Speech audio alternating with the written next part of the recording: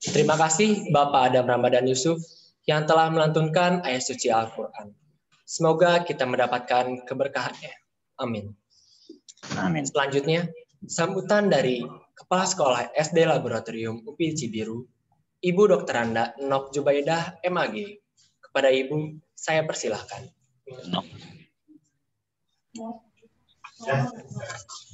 Assalamualaikum warahmatullahi wabarakatuh. Waalaikumsalam.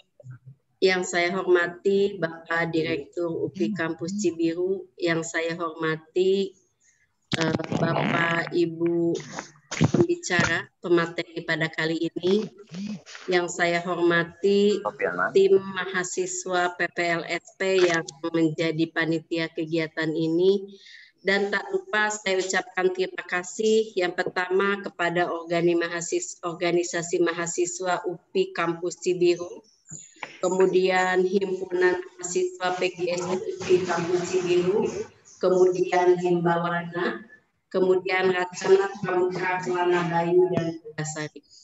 Alhamdulillah pada kesempatan yang berbahagia ini kita bisa berkumpul walaupun tatap layar dan tatap muka.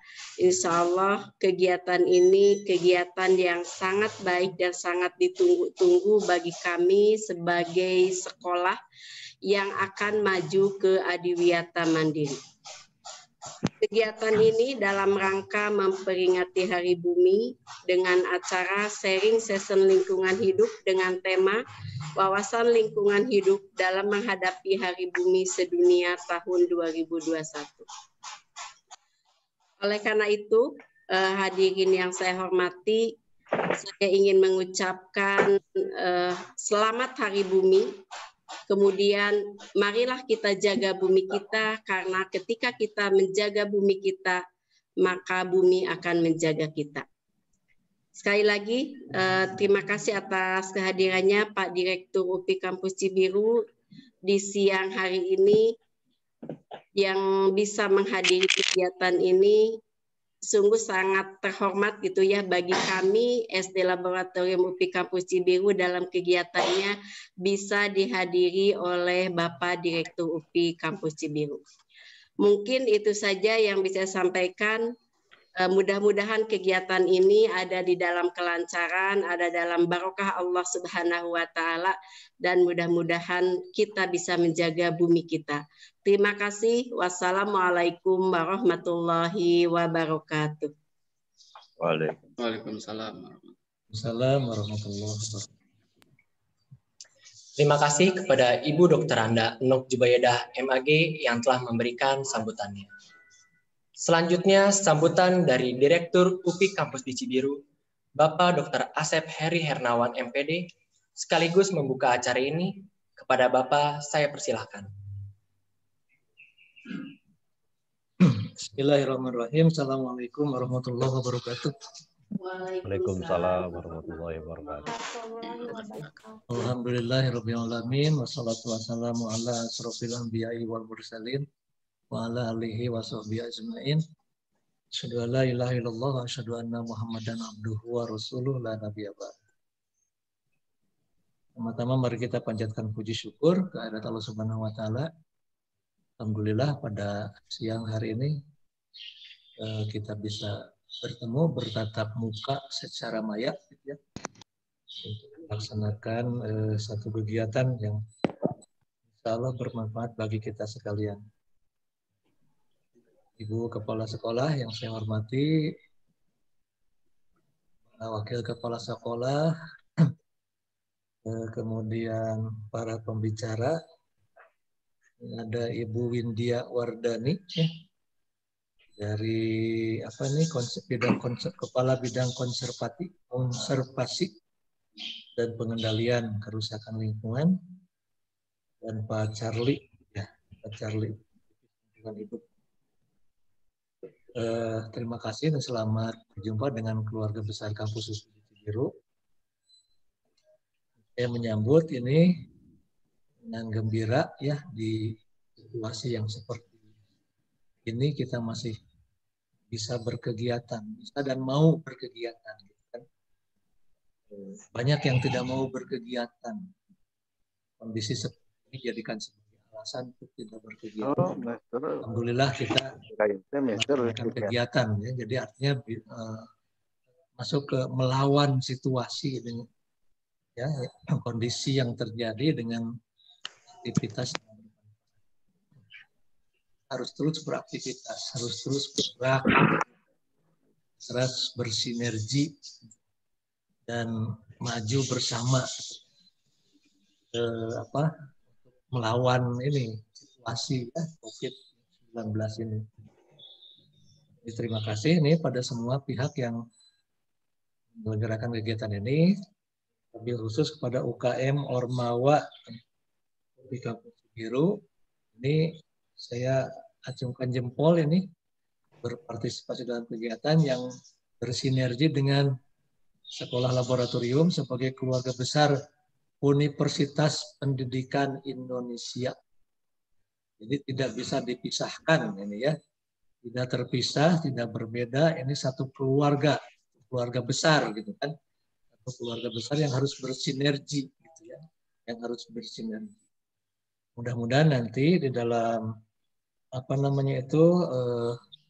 pelaksanaan kegiatan yang lain pun bisa banyak partisipasi dari kawan-kawan mahasiswa untuk sama-sama memajukan keluarga besar kampus UPI Cibiru ini, termasuk berpartisipasi untuk membantu sekolah-sekolah laboratorium dalam melaksanakan program-programnya.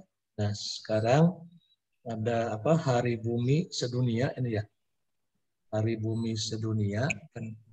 Ini adalah program yang sangat luar biasa, gitu kan? Bagaimana memelihara alam dan lingkungan ini supaya tetap bisa eksis, gitu ya, untuk anak cucu kita di masa yang akan datang.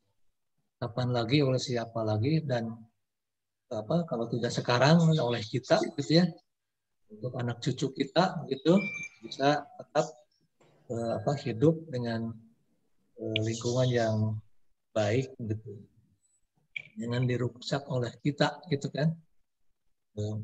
Jadilah bagian dari solusi untuk mendukung terhadap program-program yang terkait dengan Save Earth, gitu ya, selamatkan bumi ini dari polusi, dari penebangan misalnya hutan, dan banyak hal lah gitu ya, banyak hal untuk berpartisipasi. Apalagi sekolah lab ini kan sekolah adiwiyata ya Bu Kepala ya. Adiwiyata mandiri ya. Betul, mau maju ke adiwiyata. Mau maju ke mandiri gitu ya. Iya. Mau maju ke mandiri. Jadi dan kampus UPI juga punya program unggulan Green Campus gitu ya. Green Campus itu ya. Dan kita lihat adalah kampus ini sudah green sebenarnya, sudah hijau ya. Tinggal keteraturannya. Ini mudah-mudahan tahun ini kami bisa menggarap kampus ini yang sudah hijau tapi teratur begitu ya. Teratur sehingga enak dipandang mata, orang senang berada di kampus ini begitu kan. Nah, itu. Jadi bagian dari penyelamatan bumi lah. Jadi itu barangkali beberapa hal yang perlu saya sampaikan. Saya sekali lagi ucapan terima kasih kepada para penyelenggara kegiatan. Mudah-mudahan bisa terlaksana dengan sebaik. Mohon maaf tidak bisa ikut serta karena ini adalah pertemuan ketiga, ya, acara ketiga yang dihadiri, dan dalam jam yang sama ada satu acara yang harus dihadiri lagi begitu. Sampai nanti jam 4 ada lagi acara. Jadi ya dalam rangka ini menjaga imun lah dengan berkegiatan. Terima kasih Bu Kepala, Bapak dan Ibu sekalian, serta saudara-saudara para mahasiswa. Mari kita sama-sama membacakan basmalah. Bismillahirrahmanirrahim. Kita buka acara ini secara resmi. Assalamualaikum warahmatullahi wabarakatuh. Waalaikumsalam warahmatullahi wabarakatuh.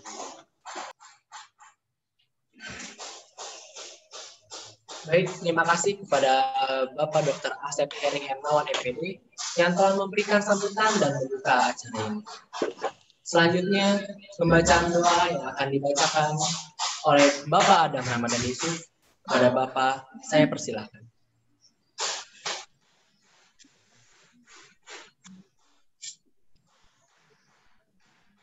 Bismillahirrahmanirrahim. Assalamualaikum warahmatullahi wabarakatuh. Waalaikumsalam warahmatullahi wabarakatuh. Alangkah lebih baiknya kita berdoa supaya kegiatan ini diberikan keberkahan oleh Allah Subhanahu wa taala. Bismillahirrahmanirrahim. Allahumma shalli wa habibina wa syafi'ina wa karimina wa maulana Muhammad wa sallim ridallahu tabaraka wa ta'ala rasulillahi ajmain amin ya Allah ya rabbal alamin.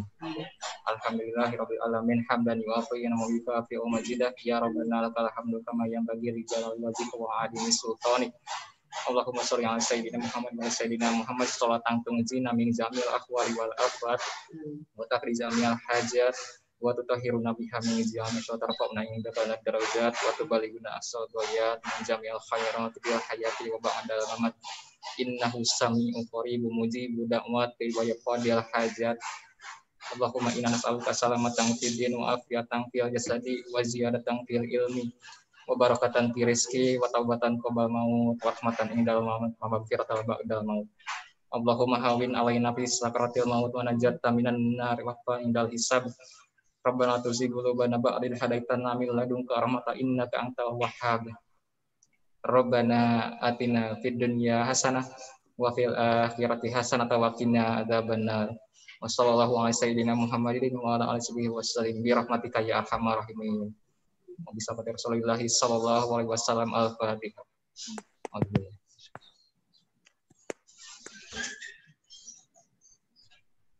Assalamualaikum warahmatullahi wabarakatuh. Waalaikumsalam. Bu Indah Wilujeng ya. Enggak, nuhun. Atur nuhun, Pak. Sami-sami. Terima kasih banyak, Pak. Nuhun, Pak. Punten teh sangiring pada rapat. Ya. Enggak, izin lab. Mangga, Pak. Ya, terima kasih, Pak. Iya, sami-sami. Baik, terima kasih kepada Bapak Adam Ramadan Yusuf atas doanya. Semoga acara ini dapat berjalan dengan lancar hingga akhir. Hadirin sekalian yang saya hormati, acara pembukaan sharing season tentang wawasan lingkungan hidup telah selesai. Atas nama pembawa acara, saya sampaikan terima kasih.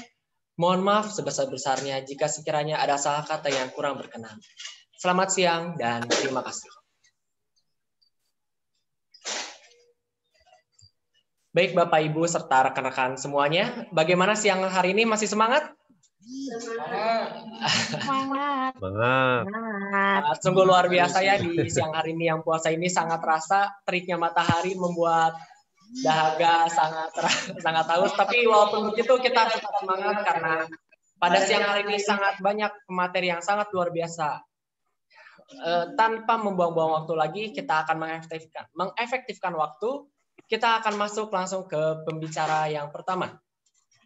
Pembicara pertama ini satu-satunya pemateri yang sangat cantik,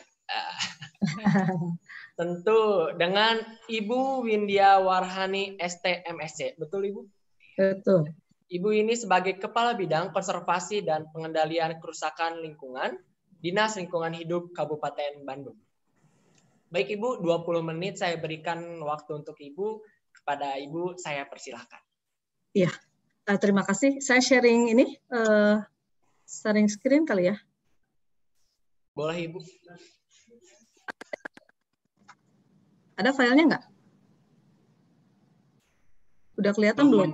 Belum muncul. Ya, sedang loading. Sudah ada Ibu? Sudah ada. Sudah ada. Ya, Assalamualaikum warahmatullahi wabarakatuh. Bapak Ibu sekalian, saya mengucapkan terima kasih dan apresiasi setinggi-tingginya kepada SD Lab UPI yang sebetulnya mungkin ini adalah salah satu juga kontribusi SD Lab UPI selain memang saat ini sedang dalam tahap proses penilaian sekolah adiwiyata mandiri, juga mungkin ini adalah kontribusi SD Lab School UPI pada lingkungan tentu saja. Dan juga tadi juga ada komunitas yang jadi panitianya Pak Arif ya. Ya, terima kasih saya ucapkan. Jadi saya dari Dinas Lingkungan Hidup Kabupaten Bandung, karena memang kami dari dinas dan tugas kami adalah melaksanakan atau menyelenggarakan pelindungan dan pengelolaan lingkungan hidup di Kabupaten Bandung, maka kami saat ini akan menyampaikan kebijakan-kebijakan program lingkungan hidup di Kabupaten Bandung yang mudah-mudahan nggak bikin ngantuk ya. Biasanya kalau aduh ini tentang program pemerintah ngantuk gitu, mudah-mudahan ini nanti kita implementasinya, dan mungkin saya minta maaf kalau misalnya ini PowerPoint-nya tidak terlalu sistematis, nanti mungkin kita bisa sharing aja gitu ya. Karena di sini juga nanti ada sesi yang implementatif langsung dari Pak Syarli ya, tentang hidroponik ya. Ya, betul. Ya. Mungkin saya ingin memulai dengan ini, gambar ini gitu ya. Kalau kita lihat ini ada gambar yang atas jejak hewan, yang bawah jejak manusia. Kalau kita lihat jejak hewan itu ada kaki gitu ya, itu di situ kelihatan gitu. Mungkin kalau dalam bahasa yaitu forensik seperti itu, tapi kalau kita lihat jejak manusia, coba lihat yang bawah, jejak manusia itu umumnya begini gitu. Jadi kalau kita sudah berkegiatan atau apa, yang kita tinggalkan jejaknya biasanya sampah, atau dampaknya kalau kita melakukan aktivitas biasanya dampak lingkungan yang negatifnya gitu biasanya gitu ya. Apalagi pada saat masa lalu ketika mungkin teknologi atau rekayasa tentang pengelolaan lingkungan itu belum terlalu baik gitu. Nah, makanya juga ini saya kebetulan yang undang saya langsung Pak Arief yang WA ya, Pak Arief ya. Katanya dalam rangka Hari Bumi ya. Jadi Hari Bumi itu kalau saya nggak salah itu dimulai tahun 70-an gitu ya. Itu karena mungkin pada saat itu juga kondisi lingkungan sudah mengkhawatirkan, dan ada seorang senator dari Amerika yang mencanangkan bahwa kita semua harus ikut berpartisipasi dalam menjaga bumi gitu ya. Nah, ini Hari Bumi dimulainya secara internasional diperingati setiap tanggal 22 April. Lanjut mungkin semua kebijakan program lingkungan hidup Kabupaten Bandung ini landasan filosofisnya ini. Jadi pertama kali bahwa kalau kita berbicara tentang permasalahan lingkungan, itu sesungguhnya kita sedang berbicara tentang peradaban atau perilaku manusia. Jadi kalau misalnya kami di Kabupaten Bandung berbicara tentang lingkungan, penyelesaiannya atau isunya itu pasti berasal dari perilaku manusia. Perilaku manusia siapa? Warga Kabupaten Bandung yang jumlahnya saat ini 3,7 juta. Ya. Kalau misalnya Bu Nok berbicara tentang permasalahan lingkungan di sekolah, tentu saja juga sedang berbicara tentang perilaku murid, perilaku guru di sekolah. Demikian juga kita di rumah, ya. Jadi seperti itu. Nah, kemudian yang kedua adalah bahwa penanganan permasalahan lingkungan itu harus dilakukan terus-menerus. Kenapa terus-menerus? Karena sesungguhnya permasalahan lingkungan itu dampak lingkungan itu timbul karena aktivitas kita, gitu ya. Nah, selama kita beraktivitas, itu pastinya isu lingkungan atau permasalahan lingkungan ada. Oleh sebab itu, maka penanganannya harus dilakukan terus-menerus.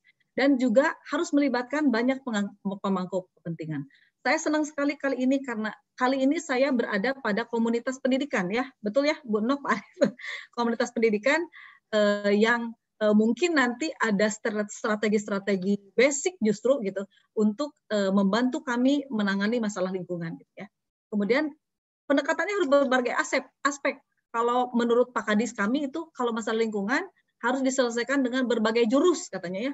Jurus kalau bicara silat jurus Cimande, jurus apa ini saya kurang tahu ya, tapi kata Pak Kadis harus berbagai jurus. Termasuk juga mungkin kita ada pendekatan religius, pendekatan kemasyarakatan dan lain-lain.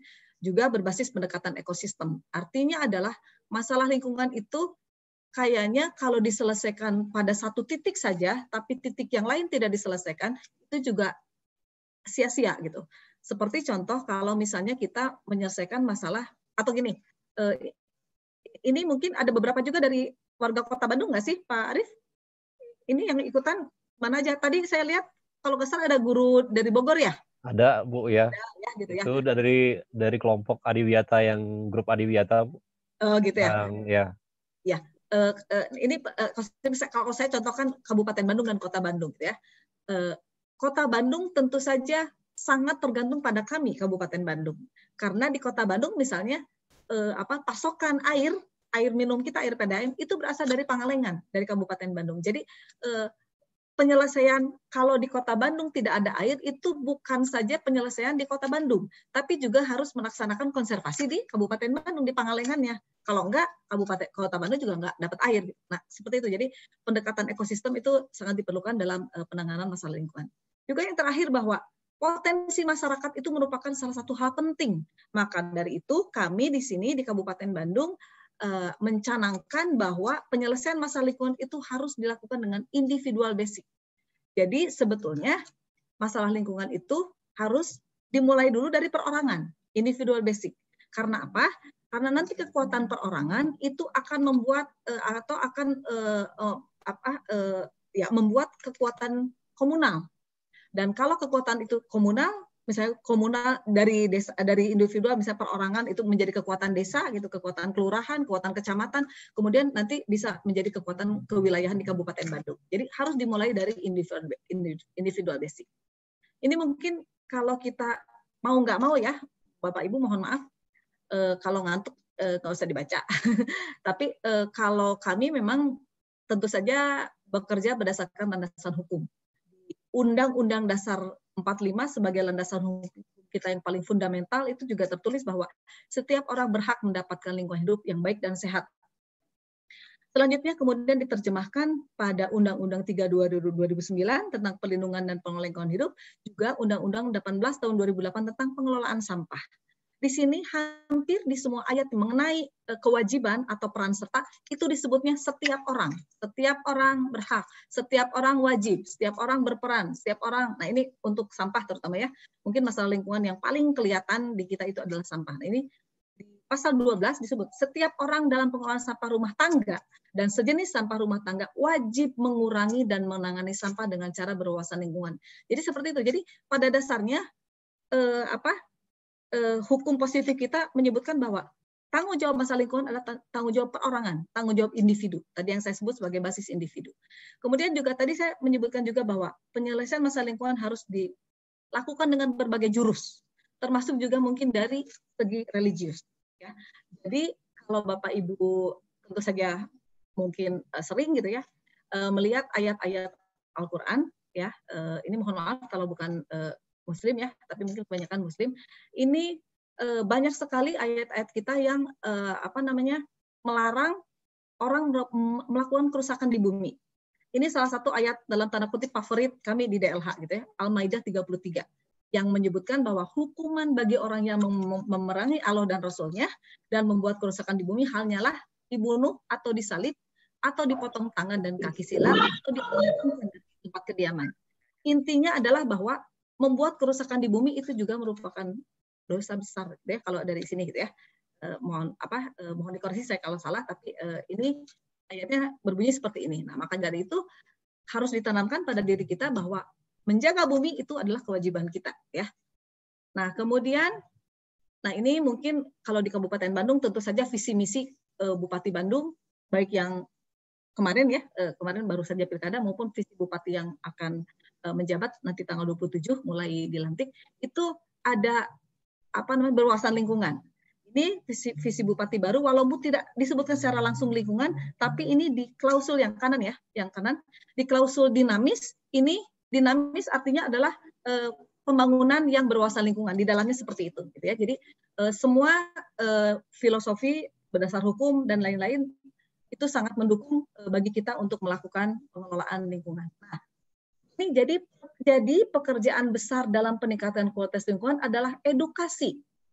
Jadi sebetulnya saya tepat sekali berbicara seperti ini pada komunitas pendidikan. Karena ini Pak Kadis kami selalu berpesan pada kami, sampaikan pada semua kalangan bahwa pekerjaan besar dalam peningkatan kualitas lingkungan adalah edukasi. Ya, jadi edukasi ini sangat penting dalam peningkatan kualitas lingkungan, baik edukasi formal maupun non formal. Tentu saja kalau Bapak Ibu sekalian mungkin ini komunitas pendidikan di sekolah edukasinya mungkin formal gitu. Ada beberapa di lingkungan di masyarakat itu mungkin secara non formal ya. Koreksi saya kalau salah istilahnya gitu ya. Kemudian ini Bapak Ibu sekalian selanjutnya, apa saja program dan kegiatan yang kami dorong untuk dilaksanakan secara individu yang nantinya menjadi kekuatan komunitas, yang nantinya menjadi kekuatan komunal gitu, dan nantinya menjadi kekuatan kewilayahan. Salah satu di antaranya adalah ini kegiatannya namanya Satapok, Sabilulungan Tanam Pohon Kesayangan. Jadi Bapak Ibu sekalian, kalau sekarang zamannya medsos, zamannya kita sering bertemu virtual, kayaknya kita memang perlu ya kalau membuat istilah-istilah atau jargon-jargon yang ear catching atau eye catching gitu ya, biar semua orang jadi tahu gitu ya. Nah, ini Sabilulungan Tanam Pohon Kesayangan itu adalah sebetulnya ini berikutnya.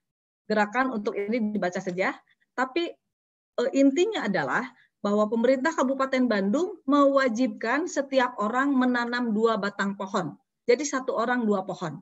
Filosofinya ini. Filosofinya adalah bahwa ini dari literatur bahwa rata-rata 1 pohon menghasilkan 2.600 pohon oksigen, atau 1 pohon atau 2 pohon dewasa bisa cukup untuk memasok oksigen 4 orang, atau 1 pohon untuk memasok 2 orang. Tapi kenapa pemerintah Kabupaten Bandung mewajibkan 1 orang 2 pohon? Itu filosofinya adalah untuk beribadah. Jadi kita beribadah atau bersedekah oksigen kepada tetangga kita, kepada orang lain, ya seperti itu. Nah ini tadi basicnya adalah individu, bahwa 1 orang bisa menanam 2 pohon, harus menanam 2 pohon selama hidupnya. Kalau kita punya lahan di pekarangan kita, kita bisa melakukan penanam pohon di sana.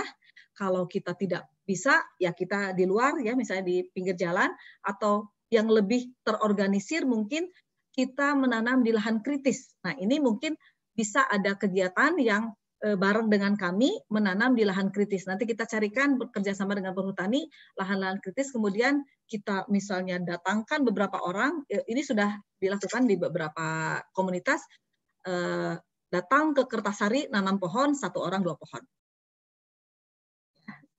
Nah ini kegiatan-kegiatan menanam pohon yang telah kita lakukan secara individu sebetulnya ya, yang nantinya tadi saya bilang menjadi kekuatan komunitas karena ya kita sudah tahu peran pohon untuk apa saja, jadi saya kira menanam pohon itu akan banyak sekali manfaatnya. Kemudian ini juga sedikit Proklim itu program kampung iklim, yaitu kampung-kampung yang dianggap sudah melakukan upaya-upaya pengendalian perubahan iklim, antara lain pengelolaan sampah. Ini saya hanya ingin menggambarkan bahwa di sela-sela mungkin orang melihat bahwa isu lingkungan sangat sangat kompleks, kemudian sampah di mana-mana, tapi ada beberapa orang atau ada beberapa kampung yang sebetulnya mempunyai prestasi dalam pengelolaan lingkungan. Ini Bapak Ibu sekalian mungkin pernah mendengar Kalpataru ya. Kalpataru itu adalah penghargaan tertinggi bagi individu yang melakukan pengelolaan lingkungan. Kita mungkin umuran saya gitu ya. Umuran saya waktu SD itu mungkin pernah mendengar dulu itu zaman Pak Harto kalau tidak salah, itu ada namanya Mak Eroh ya, Mak Eroh di Garut yang menggali gunung batu untuk menyalurkan air ke sawahnya. Nah itu Mak Eroh itu mendapat penghargaan Kalpataru itu zaman tahun berapa gitu. Nah di Kabupaten Bandung ini sudah ada 2 orang yang mendapatkan penghargaan Kalpataru di tahun 2019 dan 2018, yaitu Pak Heri dari Pangalengan dan Bu Oday dari Pasir Jambu. Ya, ini hanya ingin menyebutkan bahwa dengan kekuatan individu banyak juga ternyata prestasi-prestasi dalam pengelolaan lingkungan. Ini Bapak Ibu sekalian mungkin ini Pak Bupati yang lama Pak Dadang Nasir, kalau sekolah-sekolah adiwiyata Kabupaten Bandung kayaknya tidak asing dengan alat yang ini yang Pak Bupati sedang pegang. Ini adalah bor biopori ya. Bor biopori kalau di Kabupaten Bandung itu disebutnya LCO atau lubang cerdas organik. Itu bor biopori sama saja. Nah, ini juga kita juga sedang menggalakkan untuk 1 rumah membuat 2 lubang. Ya, jadi tadi itu yang namanya individual itu adalah tingkatan terbawah ya dalam komunitas. Jadi bisa itu perorangan, bisa itu juga kita terjemahkan sebagai rumah tangga. Gitu. Nah, 1 orang 2 lubang, 1 rumah 2 lubang biopori. lubang biopori ini punya punya fungsi untuk membantu percepatan penyerapan air ke dalam tanah. Sebagaimana kita tahu bahwa sekarang mungkin terutama di perkotaan lahan-lahan yang kosong itu sudah sedikit sehingga perlu dipercepat air ke dalam tanah sehingga menjadi tabungan kita di masa yang akan datang ya. Nah, itu kemudian yang kedua fungsinya adalah untuk sebagai pengolah sampah organik. Jadi sampah organik kalau dimasukkan ke dalam biopori ini itu akan membusuk dengan sendirinya dan kemudian akan dibantu oleh binatang-binatang kecil dalam membuat lubang, kemudian dia dalam waktu yang tidak lama akan menjadi kompos, gitu ya. Nah, hal-hal seperti itu kita dorong terus karena bisa dilihat juga di sini kalau kita berbicara tentang sampah. Jumlah sampah yang ditimbulkan oleh masyarakat Kabupaten Bandung per hari itu 1,4 ton. 1.486 ton. Per bulan itu 44.000 ton gitu ya. Nah, kalau kita besarkan dalam sesuatu yang bisa kita bayangkan bahwa sampah yang dihasilkan atau ditimbulkan oleh masyarakat Kabupaten Bandung per bulan setara dengan Candi Borobudur. Jadi bisa kita bayangkan kalau individu di rumah tangga, di sekolah, atau di manapun, itu tidak melakukan penanganan dan pengurangan sampah di sumber. Bisa terbayang bahwa semua sampah akan masuk ke TPA setara seperti ini. Setara seperti masyarakat Kabupaten Bandung membuat Candi Borobudur setiap hari. Gitu ya. Karena seperti itu. Nah, itulah perlunya penanganan lingkungan secara individu. Jadi pada saat sampah keluar dari sumber itu kita harus cepat menangani gitu ya.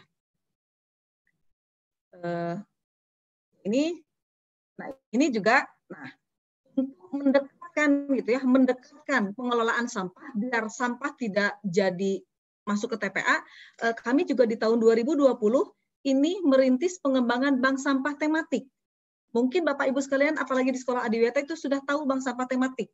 Tapi yang kita tahu bank sampah tematik itu sekarang itu hanya mengelola sampah organik ya. Selama ini mungkin mengelola sampah organik atau nanti bisa dijual lagi ke pelapak atau dan lain-lain, itu sampahnya sampah anorganik.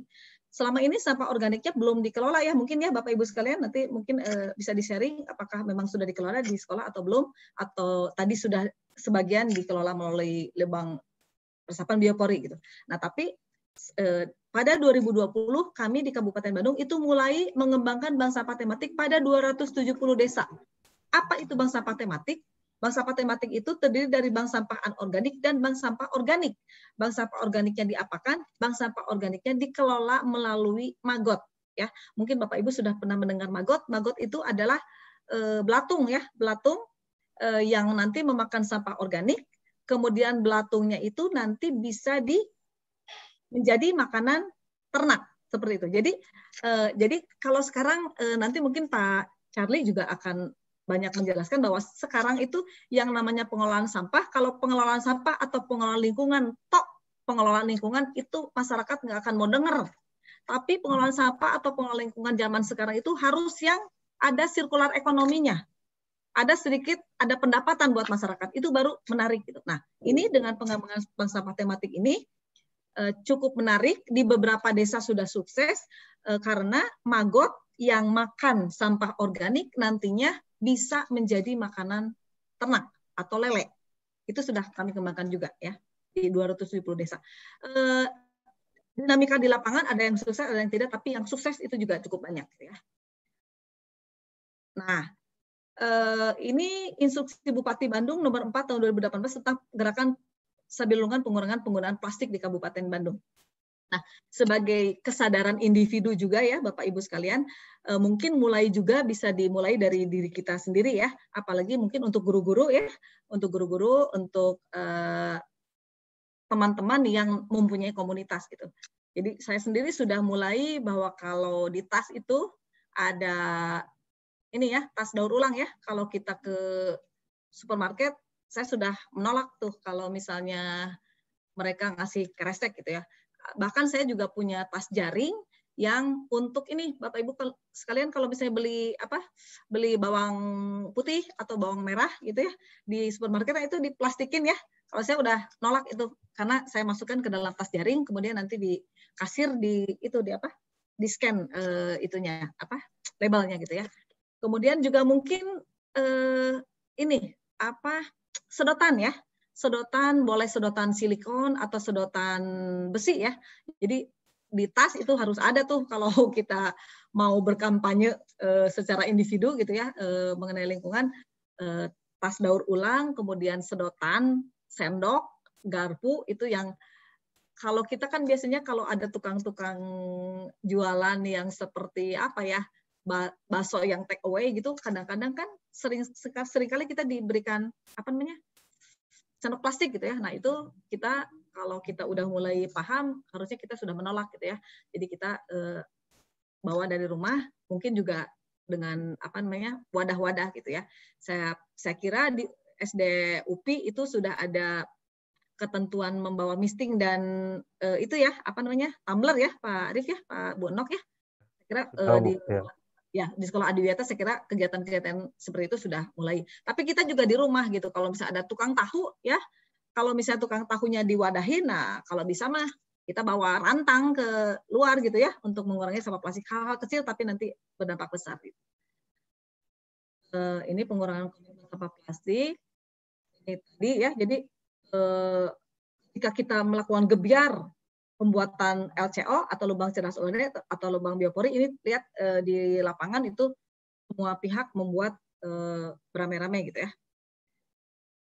Ini instruksi bupatinya bahwa satu rumah harus membuat 2 lubang LCO atau lubang biopori. Ini membuat gebiar LCO. Semua pihak ini ada anak sekolah juga, ada ibu-ibu dan lain-lain. Kemudian, nah tadi disebutkan bahwa kayaknya kampanye lingkungan itu akan sangat besar dampaknya kalau dilakukan melalui edukasi.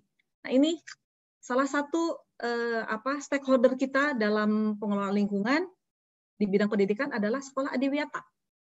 Ini perkembangan sekolah adiwiyata di Kabupaten Bandung. Semakin lama semakin banyak yang hijau itu adalah sekolah adiwiyata kabupaten. Kemudian yang kuning adiwiyata provinsi, yang biru adiwiyata nasional, dan yang merah adiwiyata mandiri. Kalau kabupatennya itu setiap tahun itu naik ya, ini provinsinya juga agak naik, ini ada penurunan sedikit di 2016. Nah, ini SD UPI tahun ini akan melaksanakan penilaian adiwiyata mandiri. Jadi adiwiyata mandiri adalah adiwiyata dengan derajat level tertinggi gitu ya.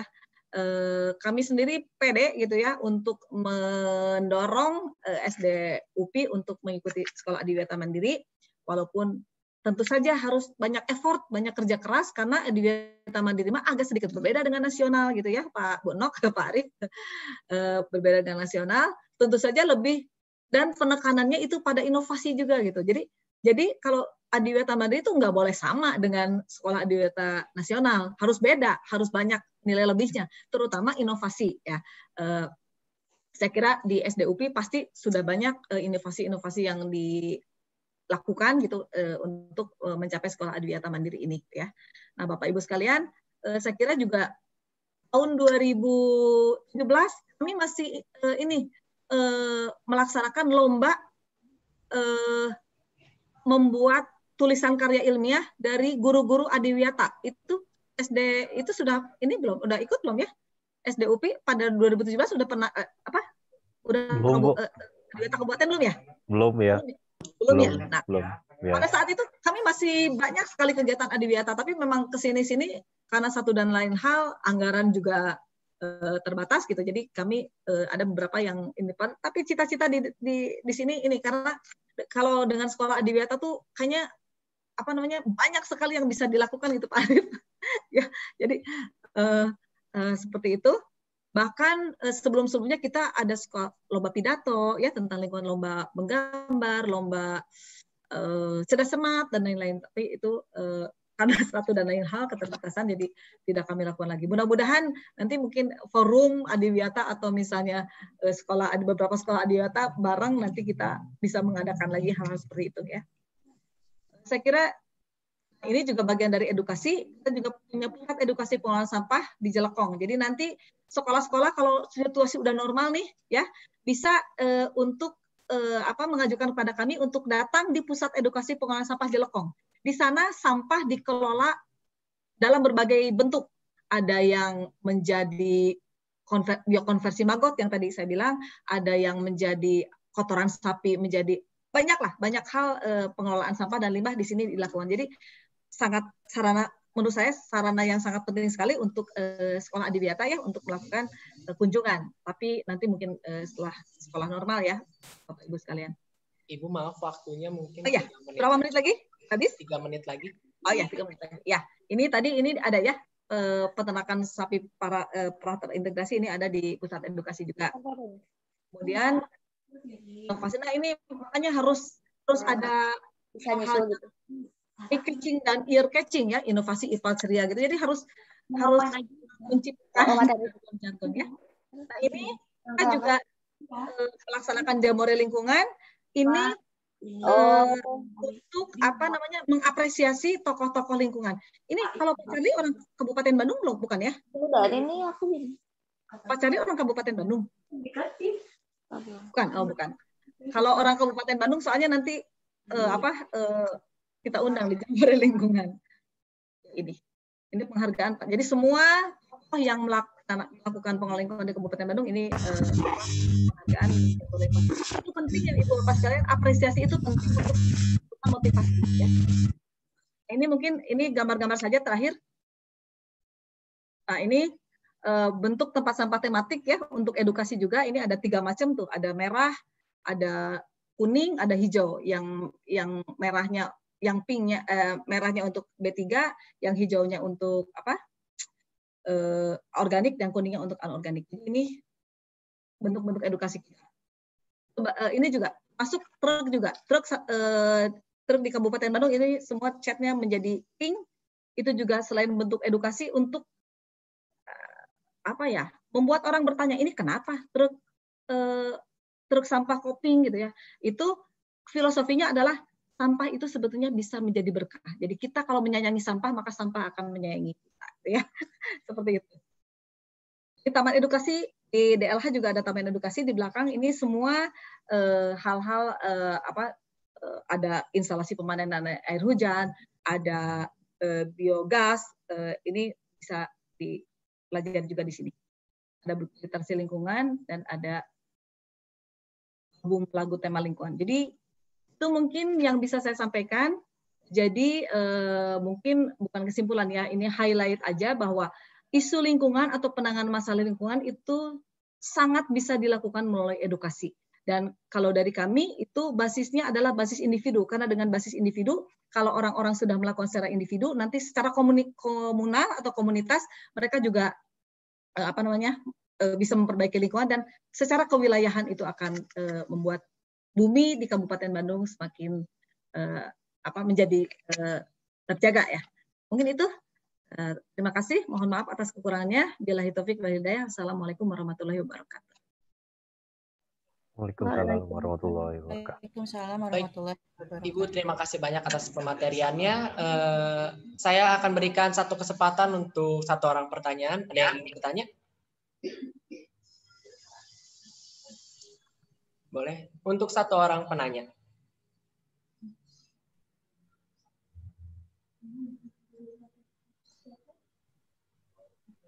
Ada yang ingin bertanya? Atau sudah sangat jelas? Bertanya, Kang. Oh ya. Boleh. Silakan, Kang. Terima kasih, Kang Selmer. Sebelumnya perkenalkan Ibu, saya Novan Bu dari Rimbawana UPI Kampus Cibiru. Rimbawana ini Mapala ya Ibu. Jadi kegiatan kita ini kurang lebihnya ya seputar lingkungan juga Ibu. Saya mau nanya Ibu tentang tadi ya yang di awal Ibu bilang tentang penanaman pohon, itu kan termasuk dalam program pemerintah yang ada di DLH juga ya Bu ya. Nah, saya ingin menanyakan Bu, kalau misalkan Rimbawana ingin mengadakan kegiatan penanaman, terus ingin bekerja sama dengan DLH itu alurnya seperti apa ya Bu? Atau terus apa kita harus seperti apa? Gitu. Terima kasih Bu. Ya, terima kasih. Saya langsung jawab aja Pak. Ya, terima kasih Pak Rimbawana ya di Mapala UPI maksudnya. Iya, Mapala UPI. Ya, jadi gampang sekali Pak, gampang banget. Bisa kirim surat pada kami, akan melaksanakan penanaman. Bahkan kalau di kami kebetulan sedang tersedia, pohonnya pun bisa kita bantu, ya. Nah, nanti lokasi terserah mau ditentukan atau mau misalnya kita yang menentukan, ya. Jadi pada prinsipnya penanaman-penanaman seperti ini pasti akan kami respon, dan tadi itu kalau misalnya memang sambil bawa pohon boleh, tapi kalau misalnya kira-kira saya pohonnya ada nggak di DLH, nanti kita carikan. Kalau misalnya memang masih ada, kita akan carikan. Tapi pada prinsipnya kalau bisa kita pakai tadi prinsip gerakan satapok. Jadi nanti satu orang nanam 2 pohon, sehingga nanti ada kepemilikan atau ada yang memelihara dalam tanda kutip. Jadi kalau misalnya bawa misalnya teman-teman berapa pohon, nah itu nanti dikali 2, nanti pohonnya masing-masing tanggung jawab 2 gitu.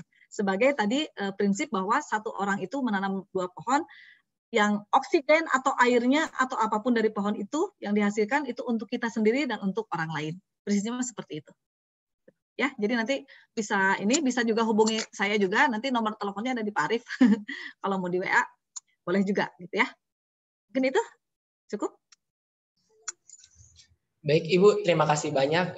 Mungkin seperti itu Kang Novan ya, mana dari pemerintah pun atau khususnya dari Kabupaten Bandung, dari Dinas Lingkungannya sangat mendukung sekiranya dari teman-teman Mapala atau yang lainnya ingin membantu dalam penanaman pohon, dan lebih ditekankan untuk yang satu pohon satapok ya, yang satu orang menanam 2 pohon. 2 pohon ya. Oke. Baik Ibu, mungkin sekian dari untuk pemateriannya. Terima kasih banyak atas pemateriannya. Ya. Tentu kita harus, intinya pada dasarnya kita harus mau dari diri kita sendiri untuk menjaga lingkungan hidup. Betul. Sebelum mengakhiri sesi pematerian pertama, izinkan saya untuk memberikan ibaratnya sertifikat secara virtual, Bu. Iya. Ya. Boleh untuk operator?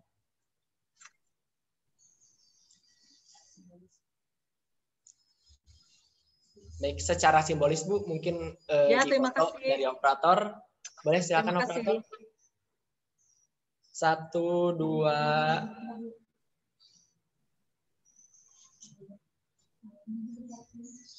Sudah? 1, 2, 3.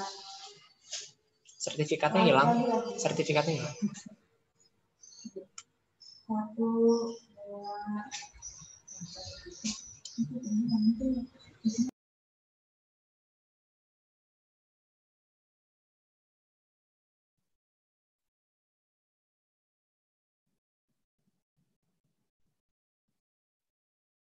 Baik Ibu, mungkin sekian dari saya. Terima kasih banyak atas pematerian ini. Boleh teman-teman tepuk tangan buat Ibu dari Yundayana Wardani dari Dinas Lingkungan Hidup. Terima kasih. Baik, iya terima kasih Ibu. Baik teman-teman, kita langsung masuk ke pematerian kedua. Ya, pematerian kedua ini juga tidak kalah luar biasanya. Beliau adalah Bapak Charlie Cendapati yang biasanya disebut dengan petani urban farming. Betul Bapak? Mohon Bapak, mic-nya mungkin bisa dinyalakan. Saya petani hidroponik, jangan dibilang petani urban farming dulu. Oh ya, petani hidroponik. Baik, Bapak, tanpa membuang-buang waktu lagi, agar mengefektifkan waktu juga, saya persilakan kepada Bapak, mohon maaf, mungkin waktunya Pak 20 menit, nanti akan kami ingatkan di... Silakan Bapak. 55, saya dapat 10 ya? Iya, sampai 13.5, sampai 14.15. Oke. Ya, assalamualaikum warahmatullahi wabarakatuh. Waalaikumsalam. Warahmatullahi wabarakatuh. Seperti ini, senang banget ketemu juga sama Ibu Windia ya dari BPH-nya Kabupaten ya. Saya pernah ke belakang tuh Bu, ke tempat Ibu tuh. Ketemu sama teman-teman komunitas di sana juga. Waktu zaman masih bupati yang lama, kita nanam padi juga di pendopo. Jadi gini, tepat seperti yang tadi Ibu ceritakan, bahwa memang kalau nggak ada ujungnya, apa kejadiannya, apapun program dari pemerintah, itu akan gagal di tangan masyarakat. Kalau sudah ada isinya ekonomi, semuanya juga ikutan. Gitu. Saya pribadi adalah petani, Bu. Petani, Bapak Ibu, saya petani hidroponik. Tadinya saya kerja di Chevron di Riau, gaji saya 20 juta satu bulan. Kemudian saya berubah jadi petani hidroponik. Kok kenapa memilih petani hidroponik? Kelihatan ya kalau saya jalan ke Cijapati yang tadinya sejuk, sekarang gersangnya luar biasa. Kenapa? Karena masyarakat tani di sana banyak yang diwawancara, diajak ngobrol itu, ketika tanahnya sudah tidak bisa lagi menghasilkan dengan baik, dia tebang hutan di atasnya. Nah, sementara saya dengan teman-teman mengedukasi tentang hidroponik ini supaya lahan yang marginal pun bisa digunakan. Contoh ya, di atas genteng aja kita bisa nanam dengan hidroponik. Contoh di tembok kita bisa nanam dengan hidroponik. Loh, ada uangnya enggak? Ya pasti ada. Kalau ada uangnya enggak ada hasilnya, maka rumah-rumah masyarakat, apalagi anak muda sekarang, susah bener disuruh jadi petani. Saya punya karyawan 22 sekarang. Alhamdulillah semuanya kebayarin, ada yang kuliahkan, ada yang segala macam. Hasil dari pertanian. Nah, jadi saya pengen cerita bahwa sih masalahnya dengan pertanian hubungannya dengan lingkungan hidup. Saya ada di keliling ya Bu, Pak, tentang bertani ini. Luar biasa rusaknya dengan sampah, dengan macam-macamnya itu. Iya banget gitu. Makanya di edukasi pertanian modern tidak perlu nomaden lagi, tidak perlu menebang hutan untuk membuka lahan pertanian. Jauh lebih besar nilainya dibandingkan pertanian yang konvensional. Ini yang kita cegah dulu sementara ini. Orang-orang tidak lagi menebang hutan, tidak lagi merusak hutan, tapi menggunakan lahan yang istilahnya di atas sapiteng aja masih bisa nanam kok untuk di rumah sendiri. Nah, apa sih menariknya di pertanian ini? Satu, punten Bapak Ibu kan dari pendidikan ini. Kenapa enggak? Kan ya saya sering banget masuk ke sekolah. Ibu, saya kebetulan Bapak Ibu saya tinggal di Bandung. Saya di Bandung, tapi kebun saya ada di Bogor. Di Depok ini saya sedang di Bogor di Cimanggu, sedang pembuatan greenhouse untuk bawang merah. Jadi hal ini lahan yang di bawah lahan yang bekas lapangan poli nggak kepake, ini yang kita pakai. Jadi tidak perlu lagi tebang hutan di daerah-daerah lain. Nah, yang kami ajarkan juga bukan sekedar bertani, tapi juga berwirausaha di bidang pertanian. Saya kira saya punya makalah tentang wirausaha di bidang pertanian itu boleh dibagikan nanti sama Pak Arif mungkin ya. Nah, silahkan diminta. Jadi saya mau ngobrol aja dulu di sini nih. Ngobrol tentang banyaknya rusak lingkungan sebenarnya di mana-mana. Waktu saya jadi pemadam kebakaran di Chevron, Bu, di Riau sana, Bapak Ibu nih, lahan yang dibakar dengan sengaja itu luar biasa banyaknya. Jadi setiap hari kami ini berjuang lawan api karena memang disengaja dan kita tidak boleh mematikannya. Kebayang nggak kita datang ke masyarakat mau mematikan lahan yang dibakar sama dia. Dan mereka bilang lahan-lahan saya kok kalian yang repot untuk mematikannya, lahan-lahan kami. Kalau kami nggak bakar hutan, kami nggak bisa bertani. Kalau bisa bertani, kami nggak bisa makan. Nah seperti ini kejadiannya. Akhirnya yang tadi Ibu Windia ya kasih tahu bahwa ada integrated farming ini luar biasa. Saya kira boleh dimulai dari sekolah. Karena mau nggak mau harus dari sekolah dulu. Masyarakat yang tua-tua ini udah susah diedukasinya. Masyarakat yang sudah di luar ini sudah nggak bisa diedukasi lagi. Kalaupun mereka rugi dalam bertani kayak kemarin padi harganya kok jatuh, padi kena hama dan diedukasi sedemikian rupa pun mereka akan mandek, akan kopik karena ini yang saya biasa bertanamnya. Sementara saya bilang saya dari lahan Bapak nanam kangkung cuma 500 perak, 3.000 perak 1 kilo. Saya bisa 20.000 1 kilo. Mereka tetap bilang tidak mungkin. Nah inilah. Tapi begitu saya ngajar ke anak-anak muda, mereka jadi tertarik.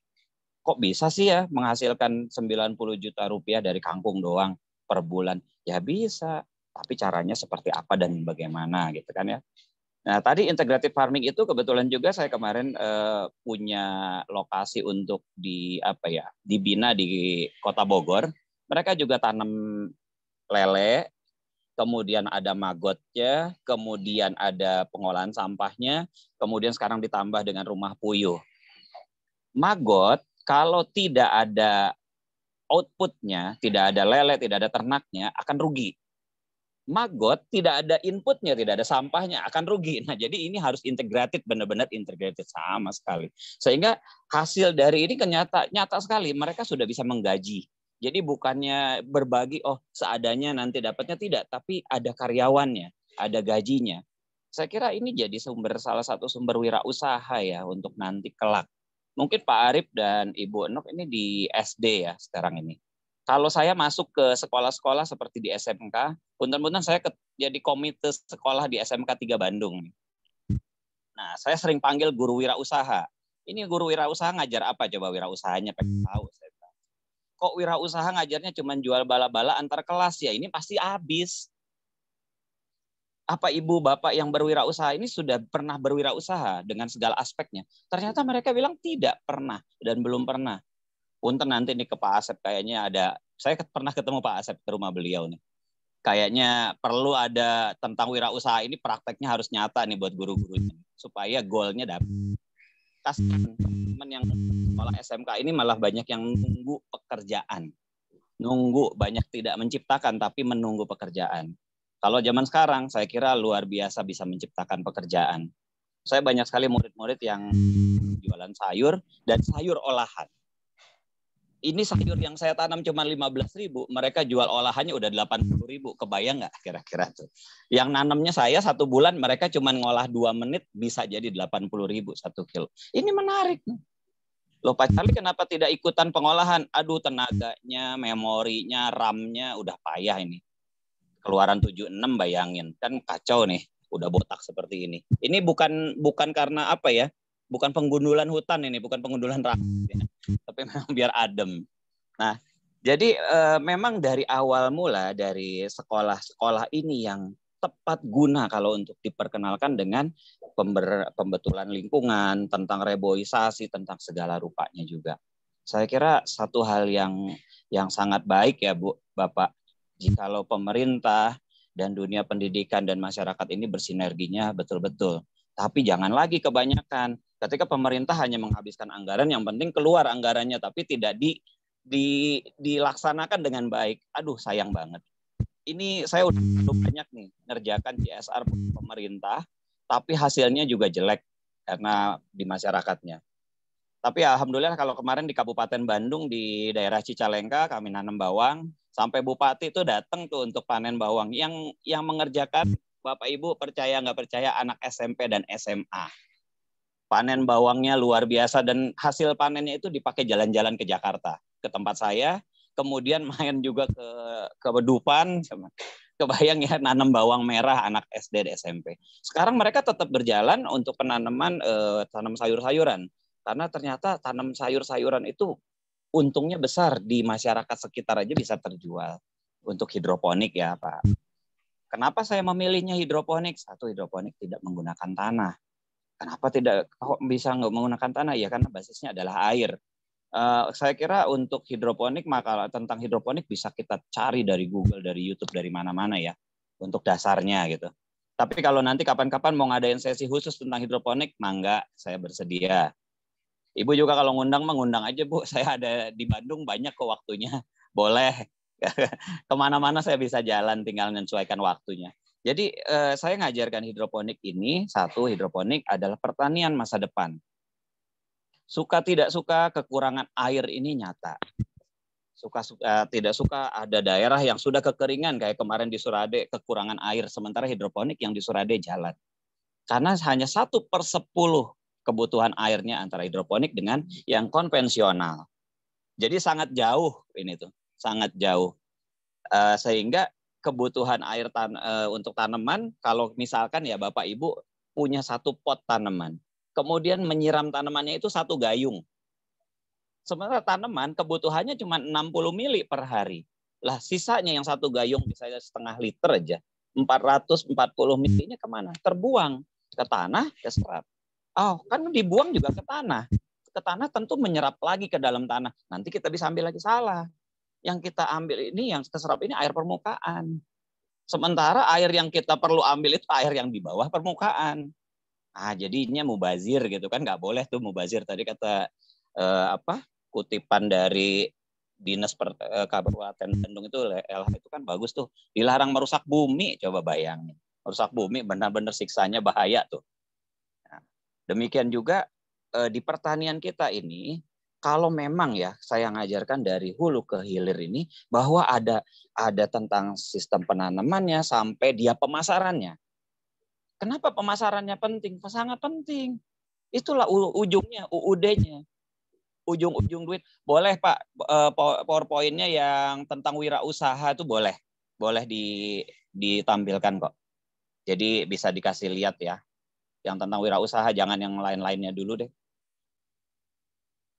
Rekaman saya lagi nari nggak usah ya. Ini yang di sekolah Pak. Ada nggak yang wirausahanya Pak Arif ya? Pernah saya kasih deh. Ini tentang urban farming di sekolah. Oke lah, kita bahas sedikit yang ini dulu deh ya. Ini adalah urban farming di sekolah. Coba saya juga bacanya agak susah. Saya buka sendiri deh. Tuh, tunggu di mana ya tulisannya? Ntar saya cari di sini. Itu saya matanya udah payah ini. Di WhatsApp saya Pak. Coba Pak Charlie. Oh, kan udah dibagi yang tentang urban farming ya? Ya. Yang udah ya? Ya, yang urban farming ada. Oke. Ya. Ini dulu ya. Saya lihatin yang ini ya. Boleh. Ini adalah tanaman bayam. Covernya adalah tanaman bayam. Kebayang cantiknya tanaman bayam seperti ini. Dan bahagia kan saya diundang makan di restoran Holy Cow. Ternyata bayam dari saya. Nah ya gini ya. Kenapa perlu adanya urban farming di sekolah? Kenapa harus ada urban farming di sekolah? Bayang nggak Bapak Ibu? Murid-murid kita ini akan lulus nantinya bakal jadi apa, kita kan walahu alam ya. Tapi kalau dari awal mula kita sudah menunjukkan bahwa nanti ini juga bisa menjadikan duit nih, nanti bisa menjadikan sumber kesejahteraan, saya kira nggak ada masalah lagi ke depannya nih. Nggak ada yang gonjreng-gonjreng di pinggir jalan pakai mukanya di cat-cat dan lain-lain. Saya juga kalau diangkot tiba-tiba Charlie katanya, kaget juga saya. Kodiannya begini ya, tata kelola lingkungan di sekolah saya kira Bapak Ibu udah lebih jago ya. Cuman inilah urban farming sekolah ini sebagai satu bentuk kepedulian terhadap lingkungan, bentuk kecil contoh untuk mengajak murid-murid mencintai lingkungan kita. Tapi hasilnya bukan zaman dulu, makan saya dulu disuruh bawa tanaman, siramin udah capek atuh, nggak ada hasilnya. Sekolah di urban farming ternyata ada hasilnya nih. Nikmatin bareng. Hati-hati Pak Ibu, punten nih. Kalau murid kita disuruh nyiram, disuruh ngasih pupuk, murid-murid kita disuruh ngurus tanaman, hasilnya juga dibagi juga mereka. Jangan boro-boro gurunya yang makan. Itu ketika urban farming diadakan, sekolah kita bukan sekolah pertanian. Tapi panen Pak boro-boro, saya aku udah dapet Cen.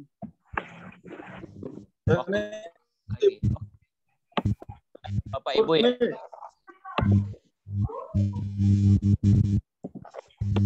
SMK sudah membuat jus dari sayuran. Jadi datang sayuran yang dimunculkan. Kalau ada acara-acara jusnya keluar. Pernah kami acara di Gedung Sate. Terus botol keluarnya kalau nggak salah tuh. Botol deh, harganya 10 ribuan. Kebayang nggak? Cair bolong, kalau udah di jus makan nggak ada yang tahu. Ya, dikembaliin ke anak-anak itu loh, ke anak yang ngurus sekolahan itu. Di SMA 10 Bandung, kemudian di SMA yang lain ya. Ini sudah jalan dengan kabupaten undangan untuk ngajar di SMK Mahaputra yang dari Forum Adiwiyata Kabupaten Bandung. Oke, lagi ya, saya di sini jamnya 14.10 nih. Jadi siswa-siswi dari awal sudah diajarkan, satu, mencintai, kedua, usaha, tujuan dia bisa berpunya fokus untuk menunjukkan saya ternyata di pengolahan sayuran, pengolahan makanan kok jadi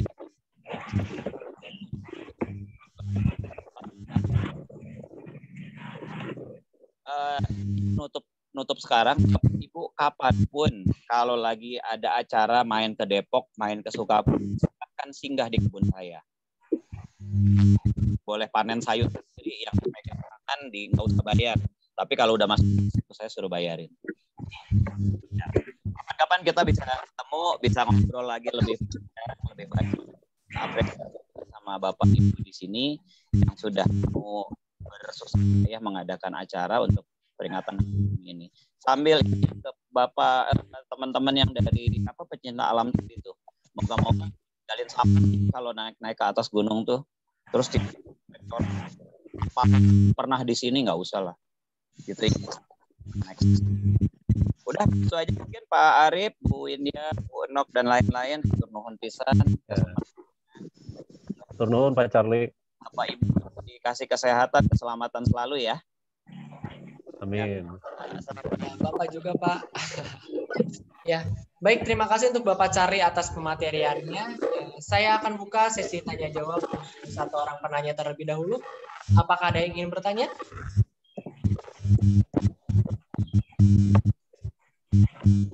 Mungkin dari Bapak, Ibu, atau rekan-rekan yang lainnya yang tertarik dengan hidroponik khususnya. Jangan nanya, kalau nanya kan bikin haus ya. Bagaimana, ada yang ingin ditanyakan? Assalamualaikum Pak Charlie. Waalaikumsalam. Silakan Ibu. Pak, saya tertarik nih soal hidroponik ya Pak ya. Di sekolah saya itu pernah buat hidroponik Pak. Ya. Nah itu kan untuk airnya pakai pompa nih Pak. Ya. Pada saat mati listrik gitu ya Pak ya.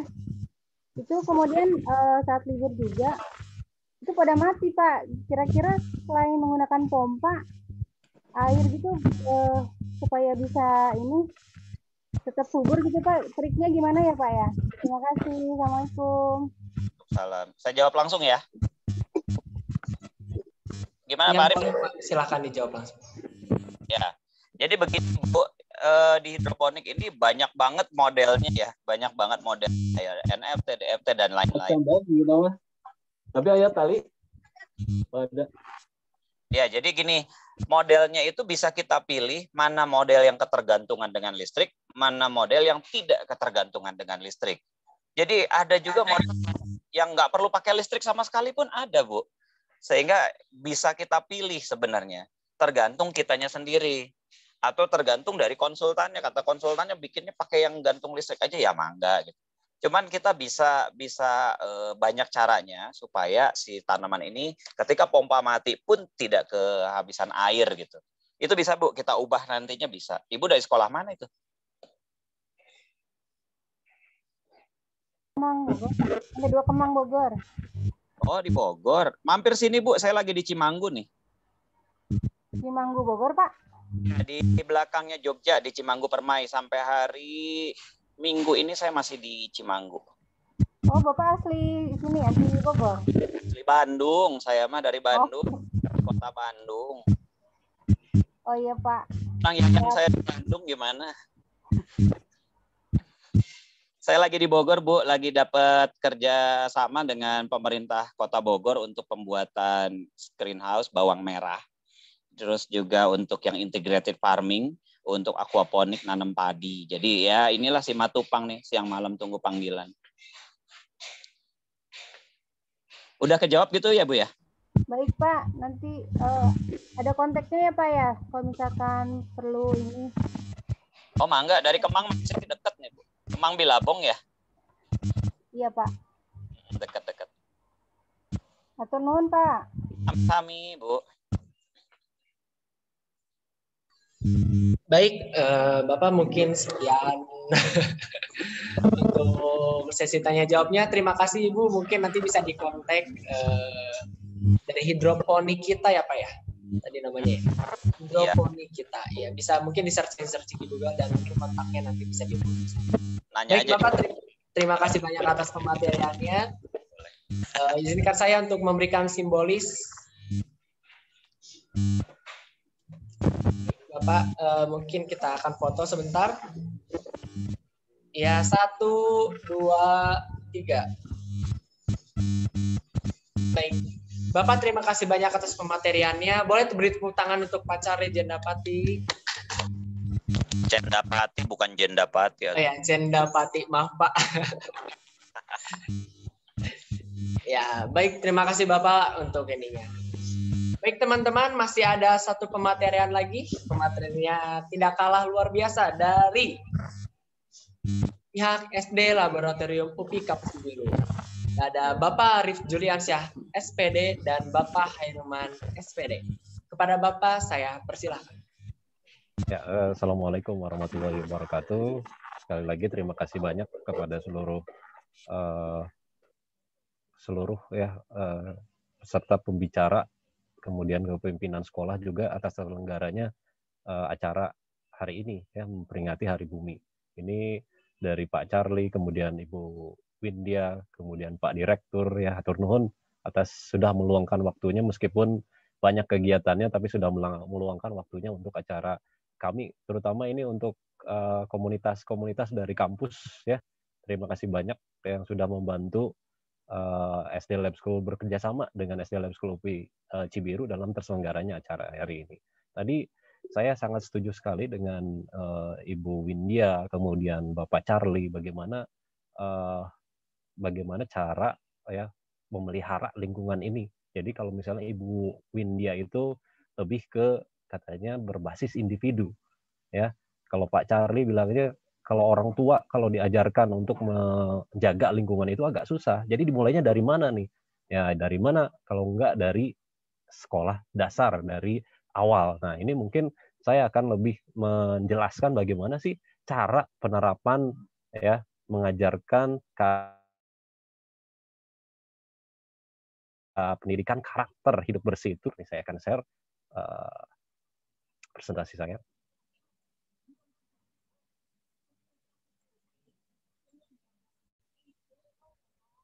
Nah, ini ya pentingnya penanaman karakter hidup bersih di sekolah dasar. Nah, ini mungkin saya lebih memperhatikan dulu Ibu Bapak. Di sini ada aktivitas membuang sampah yang sering kita temui di masyarakat.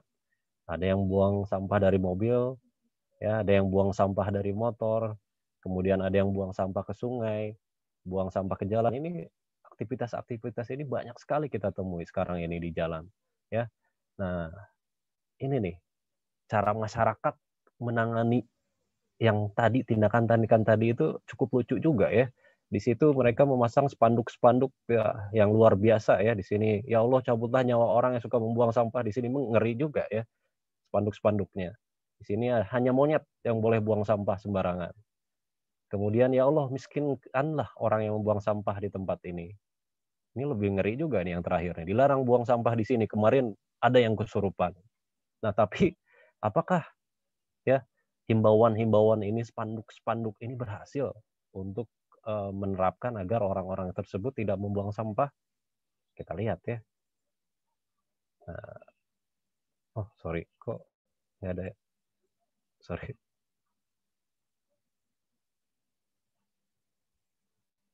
Oh, ini belum termasuk ya, belum kemasukan sama saya, mohon maaf. Jadi spanduk-spanduk ini ternyata belum berhasil ya untuk menyadarkan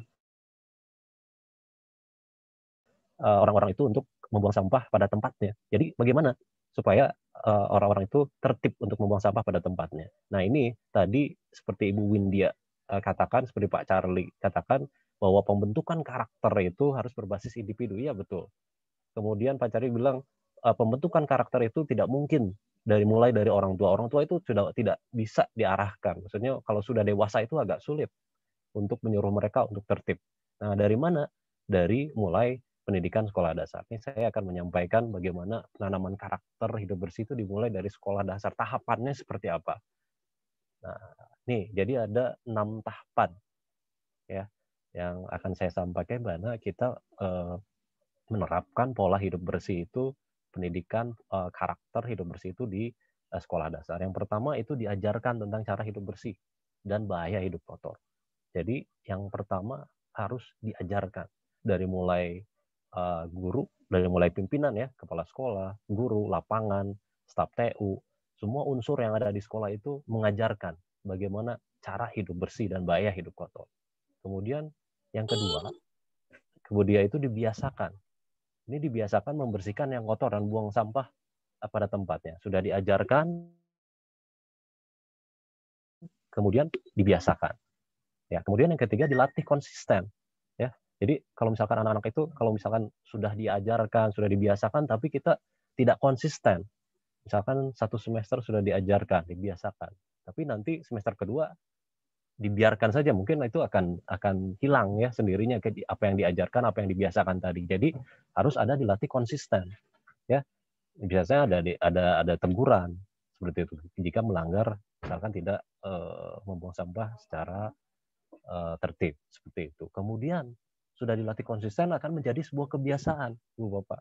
Ya, jadi secara tidak disadari mereka akan membuang sampah itu pada tempatnya karena kita sudah diajarkan, sudah dibiasakan, kemudian sudah dilatih konsistennya. Nah, kalau sudah biasa, ini akan tumbuh menjadi karakter. Ya, suka akan kebersihan dan merasa tidak nyaman melihat sampah tidak pada tempatnya. Kemudian yang terakhir itu akan menjadi budaya. Jadi budaya itu masyarakat yang berbudaya bersih. Jadi tadi kembali ke awal, nah 6 tahapan ini bagaimana cara membentuk individu, ya.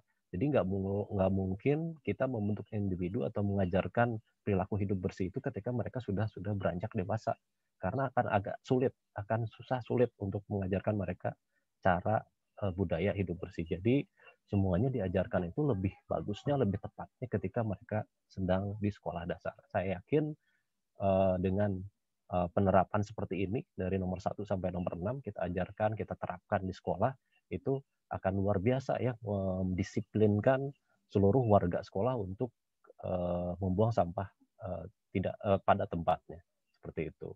Nah, kebetulan di kami itu ada namanya ini nih ya, satu foto ini, kami itu punya namanya tim saber sampah, tim sapu bersih sampah. Nah, ini nih tim ini yang kami ajarkan, kami latih di sekolah. Jadi tim ini pengkaderan, jadi yang menjadi contoh kepada teman-temannya. Ya, jadi dipilih dari mulai kelas 1 sampai kelas 6, kemudian kita adakan pelantikan juga, kemudian kita berikan seragam, Ibu Bapak, seperti ini seragamnya. Nah, kemudian kita buatkan jadwal ya dari mulai hari Senin sampai dengan hari Jumat, itu jadwalnya beda-beda. Jadi dibentuk satu tim. Nah, tugas mereka itu apa? Tugas mereka itu menjadi contoh bagi teman-temannya. Ya, jadi memberikan contoh kepada teman-temannya bagaimana penerapan budaya bersih di sekolah. Jadi penerapan konsep dari awal ya di sekolah kami itu dengan membentuk tim saber sampah. Jadi diharapkan tim ini menjadi contoh bagi semua warga sekolah seperti itu. Jadi untuk semuanya penerapan budaya bersih itu awalnya ya dari sekolah dasar, menurut saya itu sangat menjadi dasar penting awal penerapan budaya bersih, penerapan bagaimana mereka memilah sampah ya dari sampah organik, anorganik, itu dimulai dari sekolah dasar seperti itu. Jadi 6 tahapan ini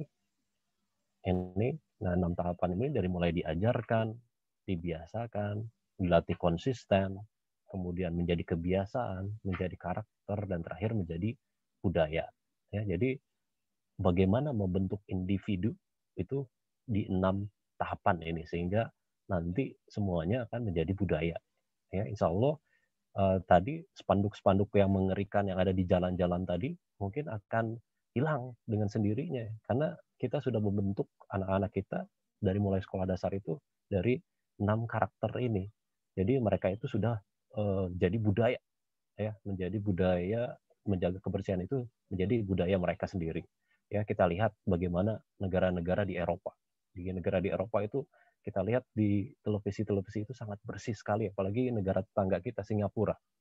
Ya, itu dia punya aturan sendiri, dia punya aturan menjaga kebersihannya sendiri. Itu dari mana? Dari awalnya.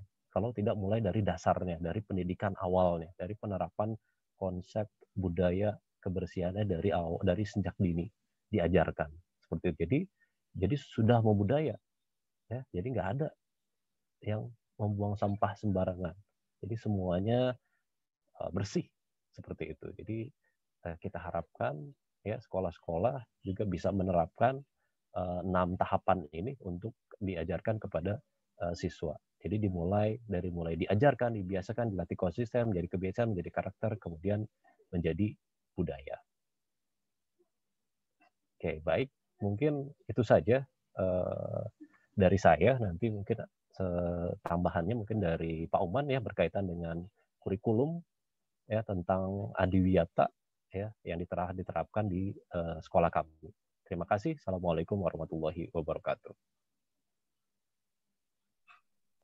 Baik, Assalamualaikum warahmatullahi wabarakatuh. Menambah dari Mr. Arif berkaitan dengan kurikulum yang ada di sekolah, terutama di SDLM Cibiru. Berkaitan dengan kurikulum, sebenarnya kalau ada beberapa kegiatan-kegiatan itu sebenarnya kita sejak berdiri sebelum kita terlibat dalam sekolah adiwiyata itu sudah dibiasakan. Namun karena kita sudah masuk sebagai sekolah adiwiyata, hal tersebut lebih dimaksimalkan kembali dalam program-program untuk artinya supaya bisa benar-benar ini menjadi sebuah kurikulum yang bisa diterapkan di sekolah dan itu menjadi kegiatan positif buat anak-anak nanti, artinya bahwa kegiatan yang berbasis lingkungan ini, apalagi di sekolah dasar sejak dini, itu hal yang penting sekali untuk diterapkan. Berawal dari tujuan,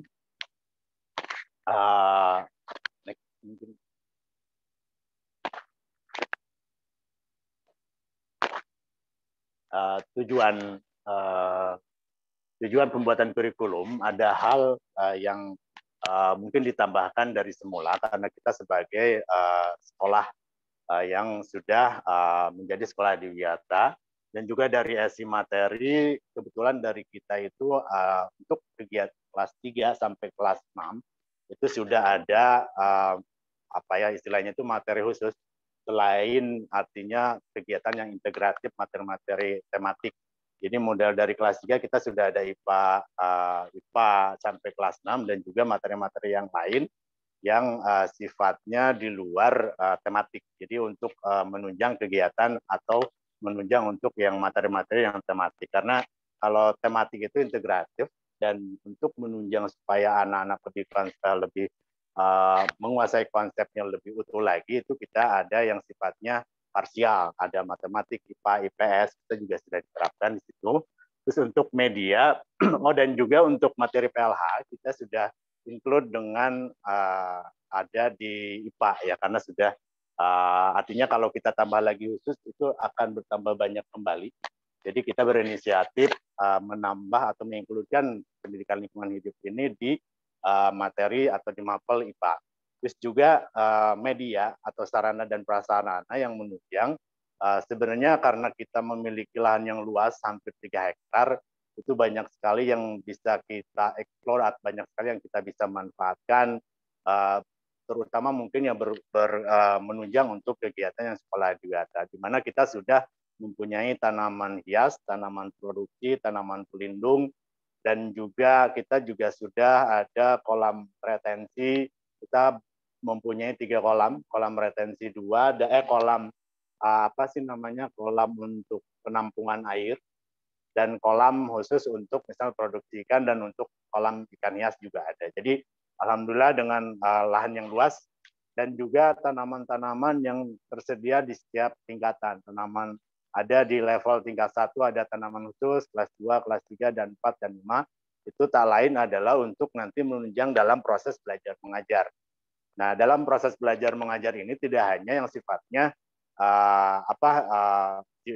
indoor activity, tapi juga ada outdoor activity yang tadi menunjang dengan strategi pembelajaran berbasis kooperatif, kolaboratif, berbasis masalah, contextual teaching learning juga artinya bahwa tak lain adalah untuk membiasakan atau menggali potensi yang ada di sekolah dan juga tentunya berwawasan lingkungan.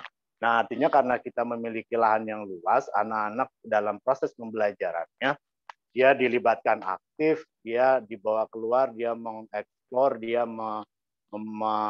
mengamati, sampai-sampai artinya dibuat, dan juga dia terlibat dalam misalnya kita sediakan ada hidroponik yang berhubungan dengan nanti anak-anak mengaplikasikan mungkin apa yang sudah dipelajari di dalam materi mapel yang sudah dipelajari.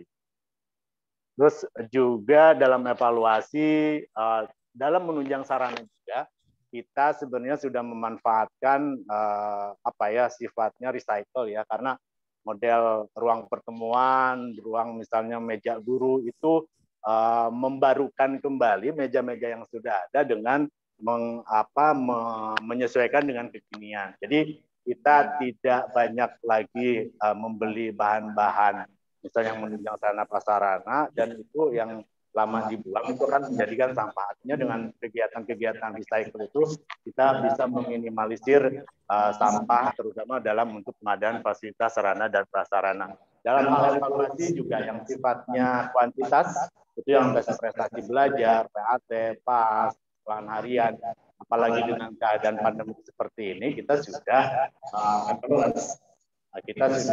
mengadakan kegiatan tes secara online. Dan juga untuk keterlibatan orang tua juga dalam hal evaluasi secara kualitas, itu sudah bisa menghubungi yang berhubungan dengan kesiswaan ke bagian kesiswaan, dengan kurikulum proses pembelajaran, ke bagian kurikulum kebijakan mungkin langsung ke bagian kepala sekolah dan humas. Artinya bahwa di situ dengan survei juga yang bersifat berbasis digital untuk kita lakukan supaya tadi untuk mengurangi sampah, karena secara dengan teknologi ini secara kita juga mengurangi sampah dan juga kita mengefisienkan supaya tidak terlalu banyak budget yang dikeluarkan untuk yang sifatnya tes-tes yang berbasis paper. Next, selanjutnya.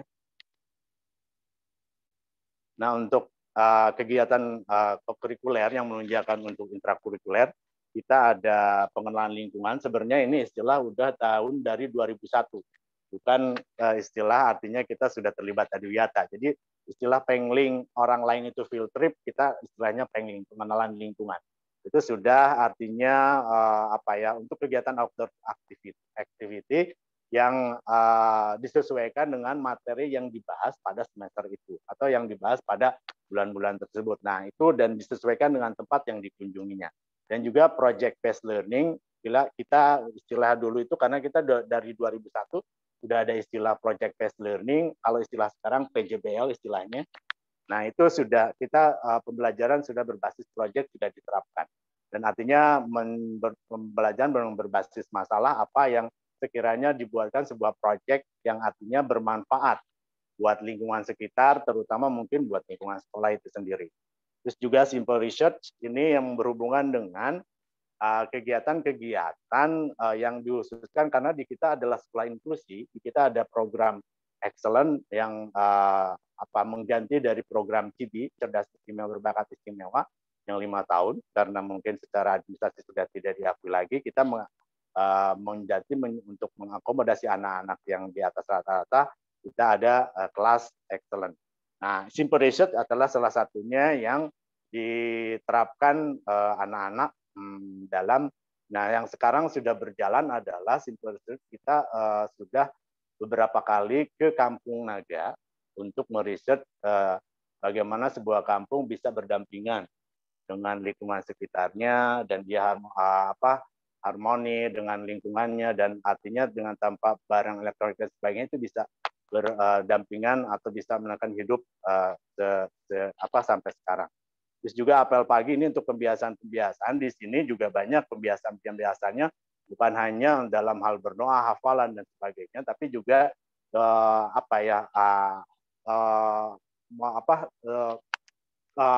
sifatnya himbauan-himbauan untuk anak, bagaimana mungkin misalnya kalau ada kejadian yang berbasis misalnya bagaimana menghadapi anak-anak kalau misalnya yang tadi berbasis dengan lingkungan atau misalnya berbahas dengan secara sosial, itu bisa dibahas di situ di apel pagi. Terus untuk ada juga inspiring talk itu with native, itu untuk program khusus bilingual class. Di sini itu kita mengundang native khusus, dan itu juga itu disesuaikan dengan materi. Kadang apalagi mungkin kalau kita misalnya ada tamu-tamu dari luar, itu sudah tidak sudah jarang kita menyediakan misalnya untuk kudapannya itu menggunakan dus-dus, tapi sekarang kita sudah sajikan dengan sifatnya prasmanan. Jadi kita sudah sediakan gelas, sudah tidak mungkin tidak mengurangi untuk artinya yang air mineral yang berbahan plastik seperti itu. Terus juga pagelaran ini juga untuk program bilingual dan program excellent. Pameran karya yang seperti yang digambar itu sudah dari awal dia sudah memberdayakan atau membuat produk-produk dari bahan-bahan barang-barang bekas. Nah, terus juga untuk puncak tema ini untuk kegiatan kelas heterogen atau hero class, karena di sini setiap temanya sudah habis, tema 1, 2, 3, nah itu ada khusus puncak tema seluruh kelas-kelas yang hero class disesuaikan dengan temanya sendiri kegiatan. Terus juga ada Jumat Berkah, Jumat Bersih. Jumat Berkah mungkin ini untuk sifat sosial. Terus juga Cyber Sampah atau Sabar Sampah. Ini ada khusus tim Cyber Sampah, dia bekerja untuk memantau dan mengedukasi teman-temannya di pas kegiatan jam-jam istirahat. Jadi kita ada istirahat 2 kali, ada snack time sama lunch time. Jadi pas kegiatan-kegiatan itu. Selanjutnya, nah ini untuk prestasi alhamdulillah, karena mungkin ini juga ada implikasi dari kita sebagai sekolah berbudaya atau adiwiyata, kita alhamdulillah dalam 4 tahun ini kita mendapatkan prestasi untuk level-level, ada yang sifatnya nasional untuk sekolah, ya untuk nasional dan provinsi. Jadi dimulai dari adiwiyata kabupaten, adiwiyata provinsi, SD swasta rujukan nasional, sekolah adiwiyata mandiri sekarang kita sedang maksudnya itu 2019 sekolah adiwiyata nasional, maaf. Perwakilan sekolah sehat provinsi, sekolah berbasis budaya mutu kabupaten tingkat 1 juara 1, dan juga duta sekolah budaya mutu untuk nasional.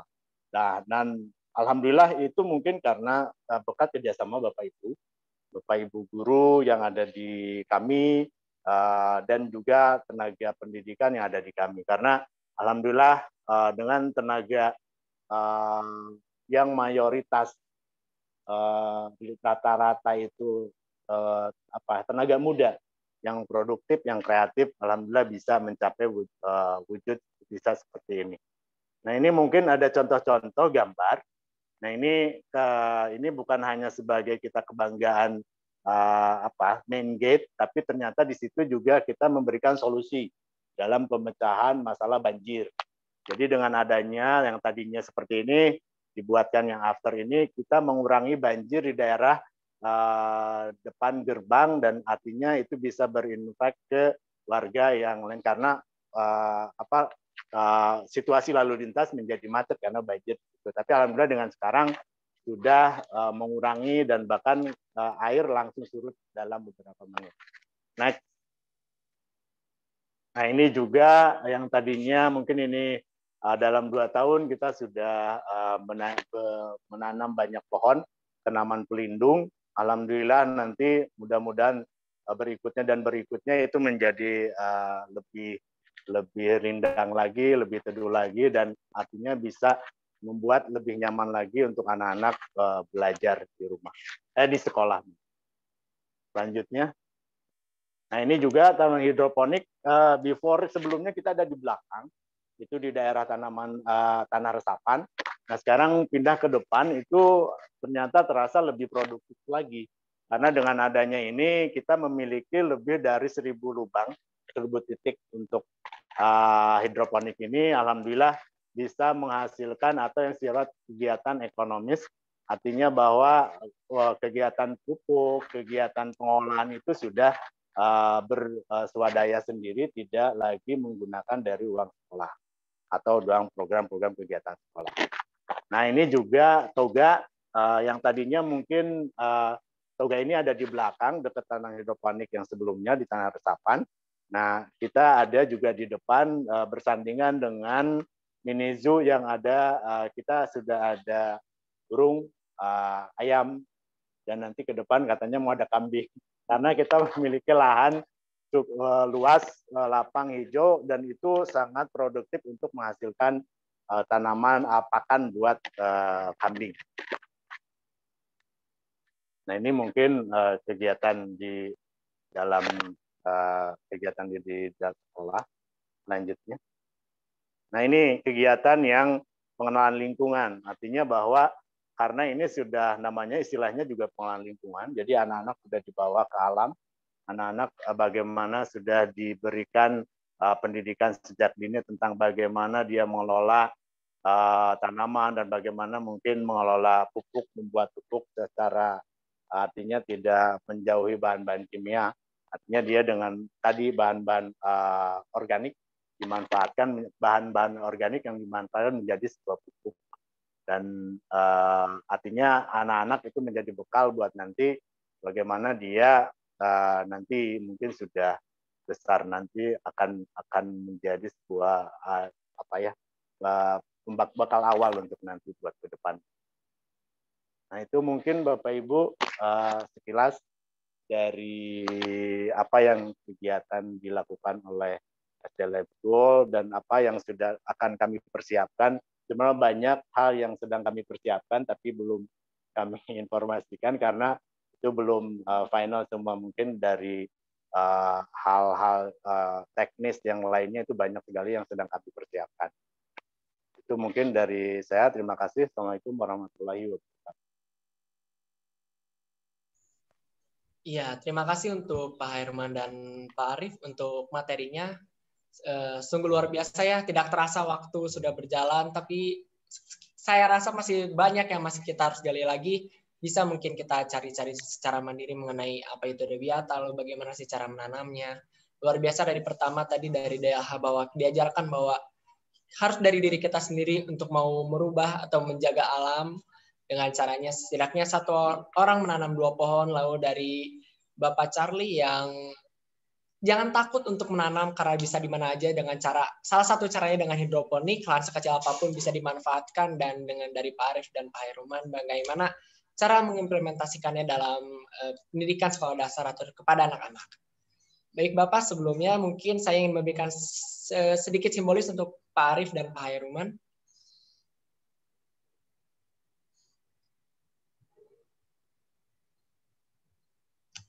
Ya, boleh kita dokumentasikan sebentar. 1, 2, 3.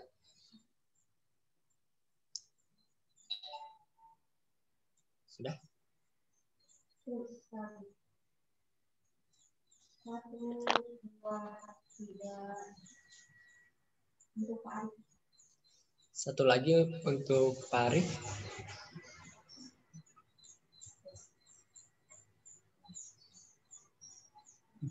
Ya, boleh. Sekali lagi 1, 2, 3. Baik, terima kasih Bapak Ibu serta semua rekan-rekan yang sudah berpartisipasi aktif. Mungkin sekian sharing season hari ini. Sebelum kita akhiri sharing season ini, saya minta mungkin buat semua partisipan bisa menyalakan kameranya, kita dokumentasikan sejenak. Dimohon bisa dinyalakan videonya, kameranya. Baik. Boleh yang belum dinyalakan bisa dinyalakan terlebih dahulu. kita dokumentasi sebentar.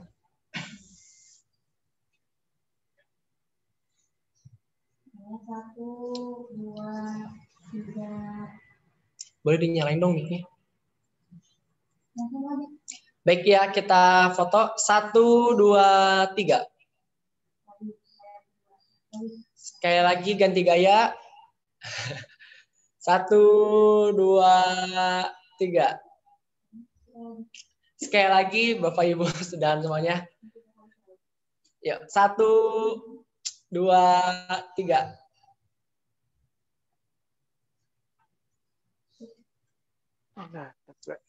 Baik, terima kasih Bapak Ibu dan rekan-rekan semuanya. Semoga sharing session ini bisa bermanfaat dan Bapak Ibu serta rekan-rekan semuanya bisa mau mencari kembali lagi mengenai apa yang sudah diberikan pada hari ini. Terutama untuk semua pemateri saya ucapkan terima kasih dan semua partisipan yang sudah hadir untuk hari ini saya juga mengucapkan terima kasih. Baik, selamat siang dan terima kasih.